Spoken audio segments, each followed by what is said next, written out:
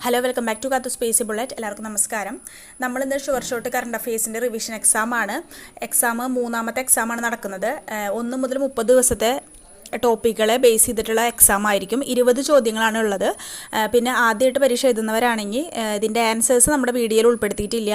നമ്മുടെ കമൻറ്റ് ബോക്സിൽ ഫസ്റ്റ് കമൻറ്റായിട്ട് പിൻ ചെയ്തിടാറാണ് പതിവ്. ഓക്കെ, അപ്പോൾ അതിൽ നോക്കിയിട്ട് നിങ്ങൾ എക്സാം എഴുതിയിട്ട് അത് നോക്കി കറക്റ്റ് ചെയ്യുക. കിട്ടാത്തത് നല്ല രീതിയിൽ പഠിക്കുക. പിന്നെ നിങ്ങൾക്ക് കിട്ടിയ മാർക്ക് കമൻറ്റ് ചെയ്യാനും ശ്രമിക്കുക. ഓക്കെ, അപ്പോൾ നമുക്ക് എക്സാമിലേക്ക് കിടക്കാം. ഫസ്റ്റ് ക്വസ്റ്റ്യൻ, പി വത്സലയ്ക്ക് കേരള സാഹിത്യ അക്കാദമി അവാർഡ് നേടിക്കൊടുത്ത കൃതി ഏതാണ്? ഓപ്ഷൻസ്: എ എരണ്ട, ബി വിലാപം, സി നിഴലുറങ്ങുന്ന വഴികൾ, ഡി നെല്ല്. പി വത്സലയ്ക്ക് കേരള സാഹിത്യ അക്കാദമി അവാർഡ് നേടിക്കൊടുത്ത കൃതി ഏതാണ്? എരണ്ട, വിലാപം, നിഴലുറങ്ങുന്ന വഴികൾ, നെല്ല്. സെക്കൻഡ് ക്വസ്റ്റ്യൻ, ദുരന്ത നിവാരണത്തിന് കുട്ടികൾക്ക് പരിശീലനം നൽകുന്ന കുടുംബശ്രീ പദ്ധതി ഏതാണ്?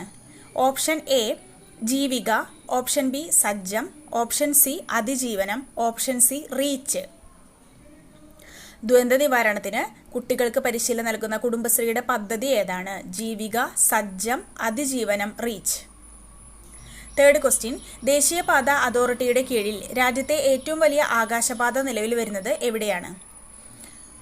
Option A Kochi, option B Thiruvananthapuram, option C Kanyakumari, option D Mumbai. ദേശീയപാത അതോറിറ്റിയുടെ കീഴിൽ രാജ്യത്തെ ഏറ്റവും വലിയ ആകാശപാത നിലവിൽ വരുന്നത് എവിടെയാണ്? ഓപ്ഷൻസ്: കൊച്ചി, തിരുവനന്തപുരം, കന്യാകുമാരി, മുംബൈ. നാലാമത്തെ ചോദ്യം, കേരളത്തിലെ ആദ്യ വന മ്യൂസിയം നിലവിൽ വരുന്ന കുളത്തൂപ്പുഴ എവിടെയാണ്? അല്ലെങ്കിൽ കുളത്തൂപ്പുഴ ഏത് ജില്ലയിലാണ്? Option A Kottayam, option B Ernakulam, option C Idukki, option D Kollam. കേരളത്തിലെ ആദ്യ വനം മ്യൂസിയം നിലവിൽ വരുന്ന കുളത്തൂപ്പുഴ എവിടെയാണ്? കോട്ടയം, എറണാകുളം, ഇടുക്കി, കൊല്ലം. അഞ്ചാമത്തെ ചോദ്യം, ഫാത്തിമ ബീവിക്ക് കേരളപ്രഭ പുരസ്കാരം ലഭിച്ച വർഷം? Option A 2022, option B 2023, option C 2024, option D 2021. Fathima ബീവിക്ക് കേരളപ്രഭ പുരസ്കാരം ലഭിച്ച വർഷം 2022, 23, 24, 21. ഓക്കെ. ആറാമത്തെ ചോദ്യം, ആദിത്യ L1 വിക്ഷേപിക്കപ്പെട്ടത് എന്നാണ്? Option A 2023 September 12, option B 2023 September 2, option C 2023 September 1, option D 2022 September 2. അപ്പോൾ ആദിത്യ L1 വിക്ഷേപിക്കപ്പെട്ടത് എന്നാണ്? 2023 സെപ്റ്റംബർ 12, 2023 സെപ്റ്റംബർ 2, 2023 സെപ്റ്റംബർ 1, 2022 സെപ്റ്റംബർ 2. ഏഴാമത്തെ ചോദ്യം, ആദിത്യ L1 വിക്ഷേപണത്തിന് ISRO ഉപയോഗിച്ച വിക്ഷേപണ വാഹിനി ഏതാണ്? Option A PSLV XLC-57, option B PSLV XLC-58, option C PSLV XLC-56, option D PSLV XLC-37. C-57, C-58, C-56, C-37. Aditya L1 വിക്ഷേപണത്തിന് ISRO ഉപയോഗിച്ച വിക്ഷേപണ വാഹിനി.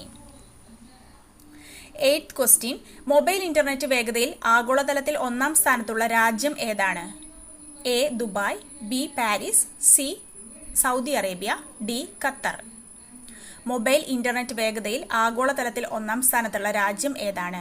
Dubai, Paris, Saudi Arabia, Qatar. 9ാമത്തെ ചോദ്യം, സദനം ബാലകൃഷ്ണൻ ഏതു മേഖലയിൽ പ്രസിദ്ധനാണ്? Option A Kathakali, B Theyyam, C കൃഷി, C Kalaripayattu. Sadanam Balakrishnan ഏത് മേഖലയിൽ പ്രസിദ്ധനാണ്? കഥകളി, തെയ്യം, കൃഷി, കളരിപ്പയറ്റ്. 10ാമത്തെ ചോദ്യം, കാസർകോട്ടെ ഏത് നെൽകർഷകനാണ് 2024 പത്മശ്രീ പുരസ്കാരത്തിന് അർഹനായത്? Option A Cheruvayal Raman, option B Sathyanarayana Beleri, option C SRD Prasad, option D Narayana Swamy. ചോദ്യം ഒരിക്കൽ കൂടി പറയാം.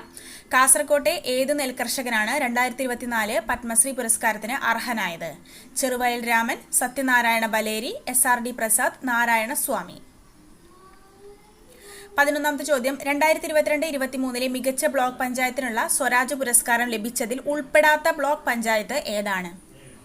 2022-23 മികച്ച ബ്ലോക്ക് പഞ്ചായത്തിനുള്ള സ്വരാജ് പുരസ്കാരം ലഭിച്ചതിൽ ഉൾപ്പെടാത്ത ബ്ലോക്ക് പഞ്ചായത്ത് ഏതാണ്?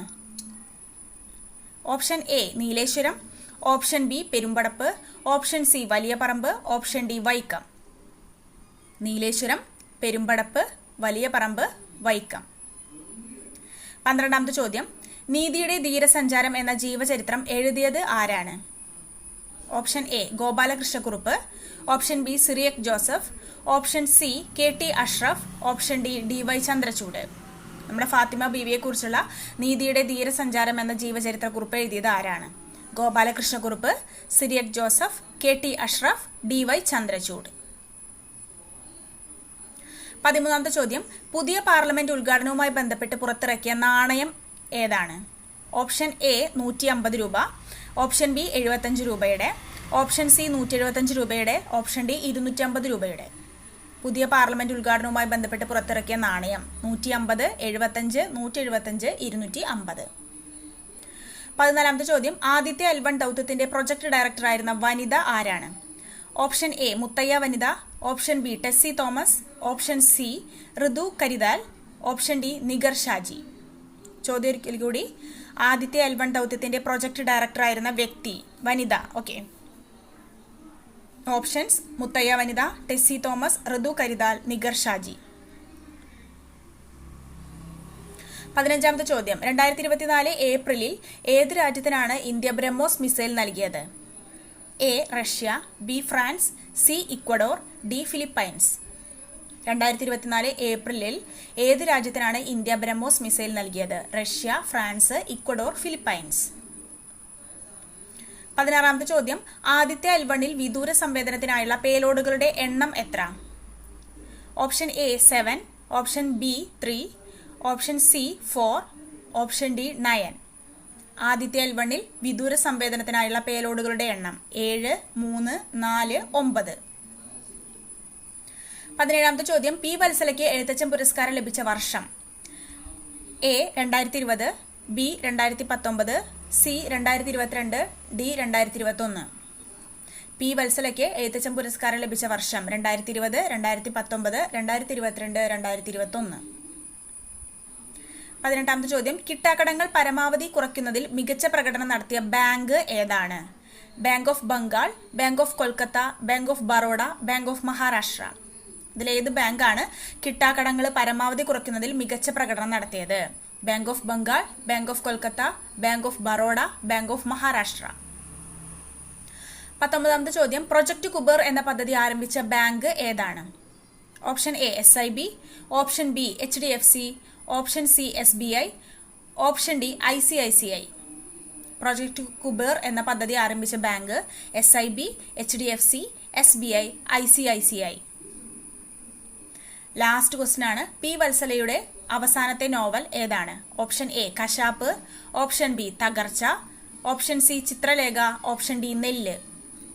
പി വത്സലയുടെ അവസാനത്തെ നോവൽ ഏത്? കശാപ്പ്, തകർച്ച, ചിത്രലേഖ, നെല്ല്. അപ്പോൾ ഇതൊക്കെയാണ് ഇന്നത്തെ 20 ചോദ്യങ്ങൾ. വളരെയധികം പ്രധാനപ്പെട്ട ചോദ്യങ്ങളാണ് ഉൾപ്പെടുത്തിയിട്ടുള്ളത്. അപ്പോൾ നിങ്ങൾക്ക് കിട്ടിയ മാർക്ക് നിങ്ങൾ കമൻറ്റ് ചെയ്യുക. നമ്മുടെ ഉത്തരങ്ങളൊക്കെ കമൻറ്റ് ബോക്സിൽ പിൻ ചെയ്ത് ഇടുന്നതായിരിക്കും. അപ്പോൾ അടുത്ത ക്ലാസ്സിൽ മറ്റൊരു ടോപ്പിക്കിൽ വീണ്ടും കാണാം. താങ്ക്